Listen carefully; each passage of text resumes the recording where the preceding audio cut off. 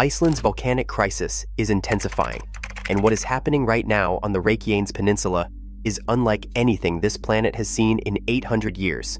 7 eruptions in just 3 years. Streets cracked open overnight.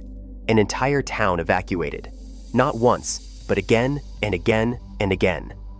And the lava? It is not stopping. For nearly 8 centuries, this stretch of volcanic rock sat completely silent, peaceful, safe enough to build homes, businesses, and a whole community on top of it. Then, in 2021, the ground split open, and it has been splitting ever since. But here is what is truly terrifying. Scientists are not calling this a disaster that Iceland needs to recover from.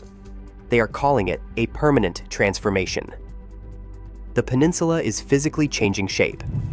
New land is rising from the ocean. And the models that were supposed to predict when this ends, they are failing. So the question is no longer, when will the eruptions stop?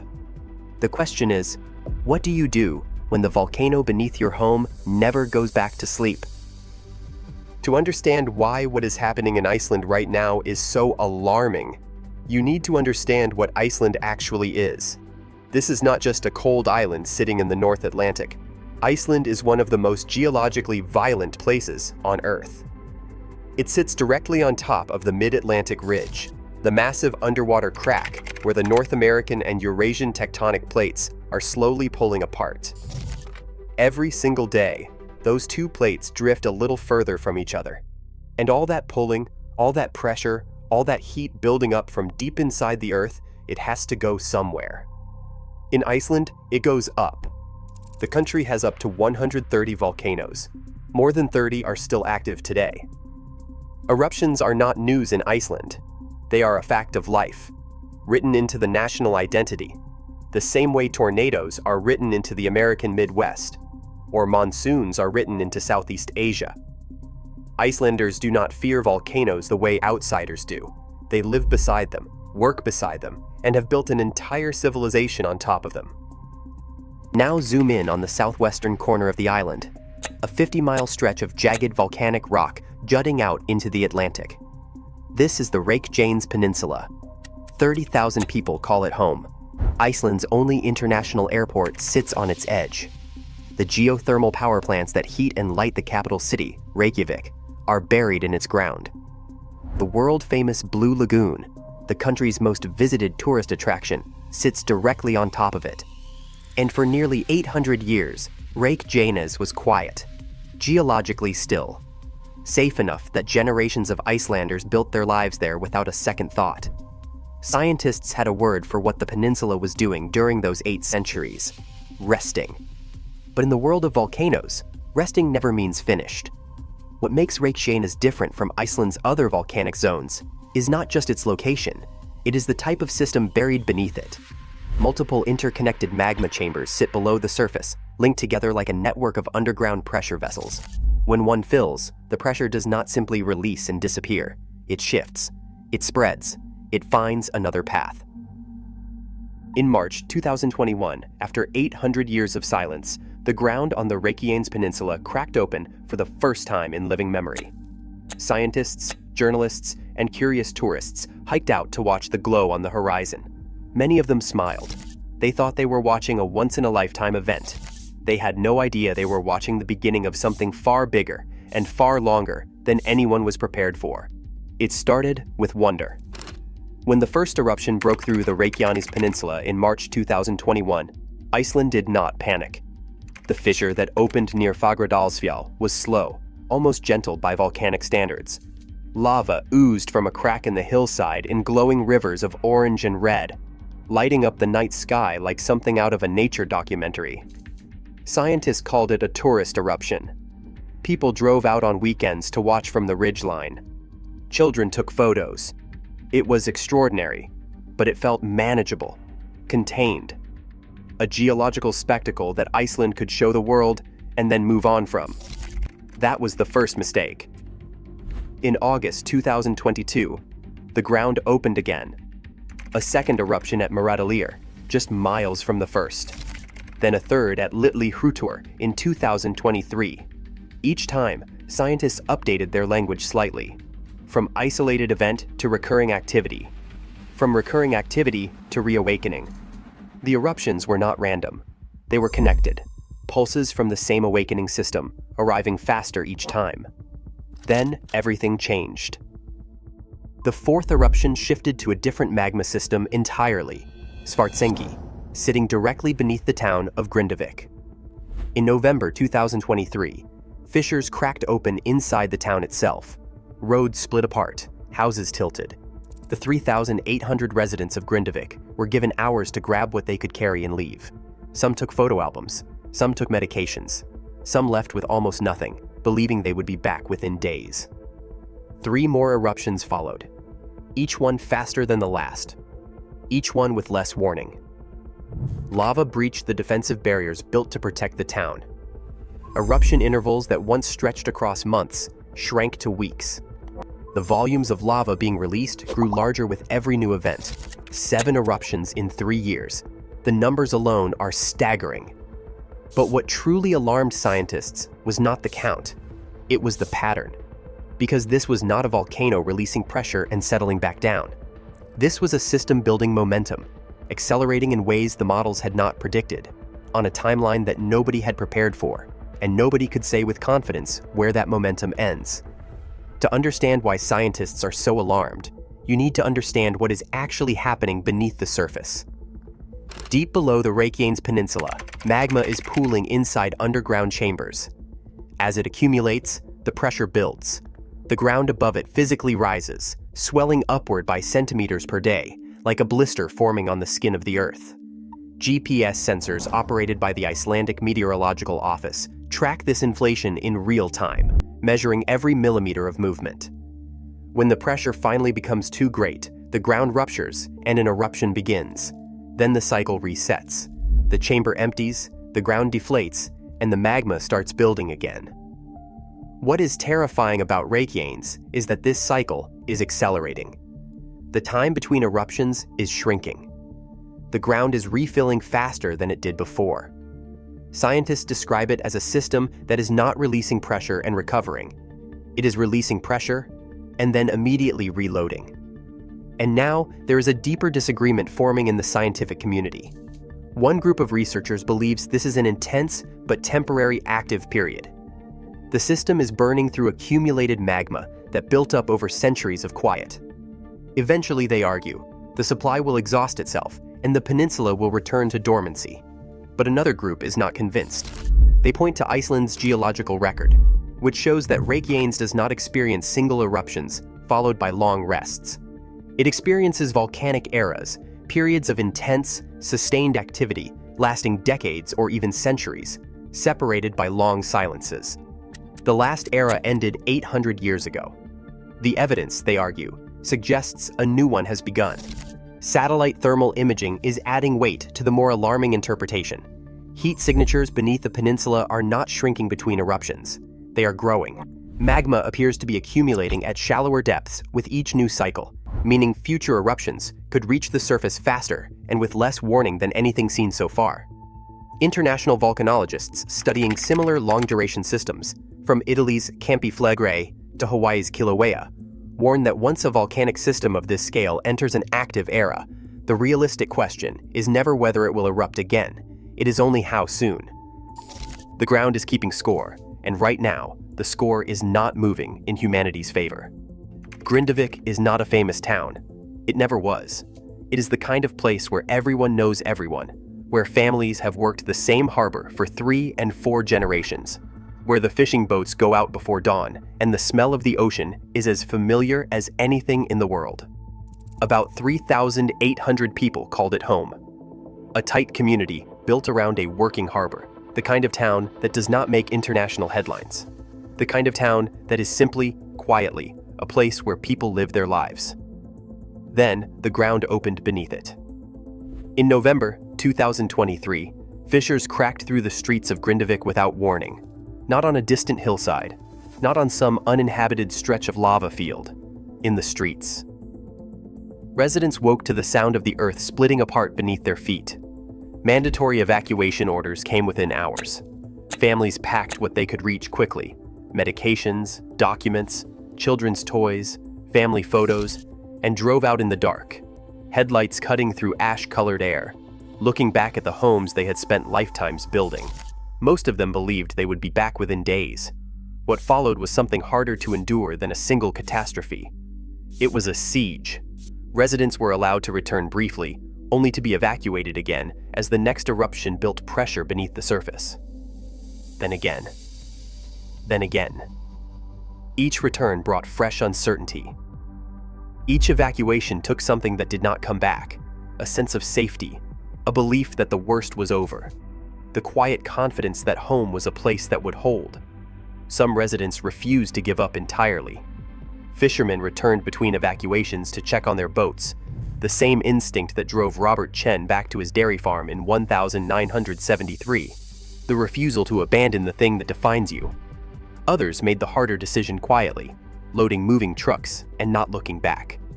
The psychological toll of a disaster without an ending point is different from any other kind of loss. There is no single moment to grieve, no clear line between before and after, just an ongoing, grinding uncertainty that wears people down in ways that a single catastrophic event, as terrible as that would be, simply does not.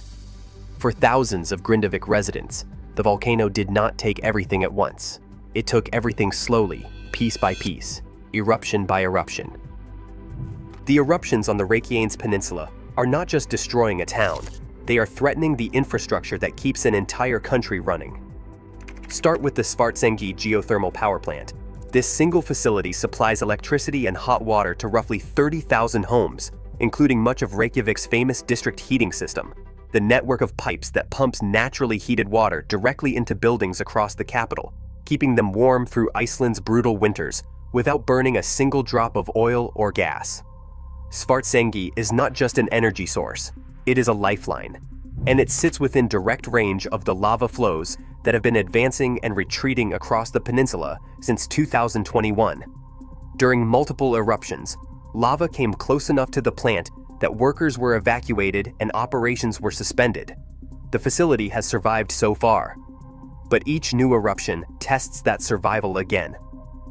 Then there is the Blue Lagoon, Iceland's most visited tourist attraction, built directly on a lava field fed by the same geothermal system, drawing over 1 million visitors per year and generating hundreds of millions in revenue. It has been forced to close repeatedly since the eruptions began, its striking pale blue waters sitting empty, while ash drifted across the surface and lava glowed on the horizon. Partial damage has already been sustained. The brand that Iceland spent decades building around its otherworldly volcanic landscape is now being undermined by the very forces that created it. Keflavik International Airport adds another layer of vulnerability. Located on the peninsula's edge, it is Iceland's only major international gateway, the single point through which the vast majority of tourists, imports, and exports flow. A significant eruption shifting toward the airport's flight paths would not just inconvenience travelers, it would functionally isolate Iceland from the world. The economic ripple effects are already measurable. Tourism built on the promise of Iceland's volcanic beauty now has to compete with the reality of volcanic danger. Insurance costs for peninsula properties have risen sharply. Investment in the region has slowed. Iceland built its modern economy on the very geological forces that are now turning against it. The geothermal energy, the dramatic landscapes, the volcanic tourism, all of it traces back to the same restless ground beneath Reykjanes. That ground is no longer a resource. Right now, it is a threat. Iceland has been here before. In 1973, a volcano erupted on the island of Heimaey and threatened to bury a harbor that represented 3% of the entire country's economy. Faced with an impossible situation, Iceland did something that had never been done at scale anywhere in the world. It fought back. Workers pumped 1.9 billion gallons of seawater directly onto the advancing lava, cooling it into rock, building walls of hardened stone from the lava itself, slowing and eventually stopping the flow. It took 160 days, hundreds of workers, and an almost unreasonable refusal to accept defeat. But it worked. That spirit did not disappear.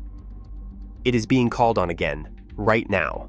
Since the Reykjanes eruptions began intensifying, Icelandic authorities have constructed massive earthen barriers across the peninsula, berms stretching hundreds of meters, built by heavy machinery working around the clock, racing to stay ahead of advancing lava. The scale of the effort is extraordinary. Bulldozers move millions of tons of earth. Engineers monitor lava flow speeds in real time, adjusting barrier positions as the terrain changes. Helicopters track the leading edge of each new flow from above, radioing coordinates to ground crews below. And it has worked, at least partially. During several eruptions, the berms successfully redirected lava away from the Svartsengi power plant, buying critical time for the facility to remain operational. That is not a small achievement. That is modern engineering holding the line against one of the most powerful natural forces on Earth. But the 1973 comparison only goes so far. At Heimaey, there was a single lava front advancing from a known location. Workers could target it, concentrate their resources, and measure progress in real time. On the Reykjanes Peninsula, the threat is fundamentally different. Fissures can open anywhere along a miles-long volcanic zone with very little warning. A berm built to protect against one eruption may face a completely different direction the next time. The defensive strategy that saved Heimaey was built for a fixed enemy. Reykjanes is not a fixed enemy. Engineers and scientists are now debating what a long-term defensive infrastructure for the entire peninsula would require, and whether such a thing is even possible. The answer, so far, is uncertain. Iceland knows how to fight a volcano. What it is still learning is how to fight one that never fully stops. Here is something that is easy to forget in the middle of a crisis. The lava is not only destroying, it is building. Every flow that crosses the Reykjanes Peninsula is adding new material to the landscape. Roads that existed 2 years ago are now buried under meters of solid rock. Neighborhoods that once held homes are now lava fields that will still be there 1,000 years from now. The coastline itself has extended outward in places where lava has reached the ocean, cooling into new land that did not exist before 2021. Iceland is physically larger today than it was when the first fissure opened at Fagradalsfjall. This is not a side note. It is the central truth of what is happening on Reykjanes. The peninsula is being permanently reshaped, not damaged and recoverable, not temporarily altered, permanently, geologically, irreversibly changed, in ways that will outlast every person alive today, and likely every person their grandchildren will ever know. To a geologist, this is not a crisis. It is Iceland doing what Iceland has always done. The entire landmass, every mountain, every valley, every harbor and coastline was built by exactly this process over millions of years. The Mid-Atlantic Ridge has been pushing new material to the surface since long before the first human being walked the Earth. What feels like catastrophe at a human timescale is, at a geological timescale, simply Tuesday. But humans do not live on geological timescales. They live on the scale of a lifetime, a generation, a community. And on that scale, what is happening on Reykjanes is a genuine and unresolved crisis with no clear endpoint in sight. Scientists studying Iceland's geological record have identified previous volcanic eras on the Reykjanes Peninsula, lasting anywhere from several decades to several centuries. If the current activity follows historical patterns, the eruptions could continue well into the lifetimes of children being born today. The peninsula that emerges on the other side of this era will be a different place than the one that existed in 2020. Reykjanes sits on the Mid-Atlantic Ridge, the same system running the full length of the Atlantic Ocean floor, driving the slow drift of continents, reshaping the planet on a scale no human force can match or meaningfully resist. What is happening in Iceland is not an interruption of the natural order. It is the natural order, expressing itself with complete indifference to everything built on top of it. Iceland has always lived with volcanoes. That is not a poetic observation. It is a practical, daily, generational reality that shapes everything about how this country thinks, builds, and survives. The volcanoes are not a backdrop to Icelandic life. They are part of its foundation, literally and culturally. You do not settle a land of 130 volcanoes and 30 active ones without developing a certain relationship with fire beneath your feet. That relationship has been tested before. In 1973, Heimaey burned, and Iceland fought back with seawater and stubbornness and won. The harbor was saved.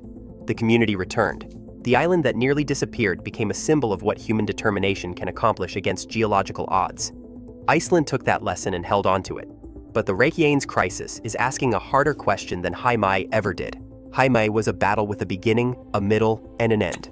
One volcano, one harbor, 160 days, one victory. Reykjanes is something different.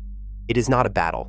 It is a new condition, a permanent feature of life on the peninsula for the foreseeable future, measured not in days or months, but in decades, possibly longer. The berms will be built and rebuilt. The power plant will be defended again and again. The evacuation orders will come, and residents will face the same impossible calculation each time: stay or go, fight or release, hold on or let go. There is no single heroic moment coming that resolves this. There is only the ongoing, grinding work of a society learning to live alongside a geological force that operates on a timescale it cannot control and a scale it cannot match. Other nations watching Iceland right now should not feel distant from what they are seeing. Volcanic systems, fault lines, rising seas, and shifting climates do not recognize borders. The specific threat changes.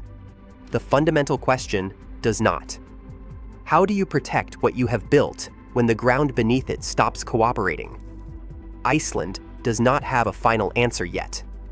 What it has is something almost as valuable: the willingness to keep showing up, keep building barriers, keep pumping water, keep fighting for the harbor even when the harbor is on fire. The volcano will erupt again. The ground will rise and split and flow.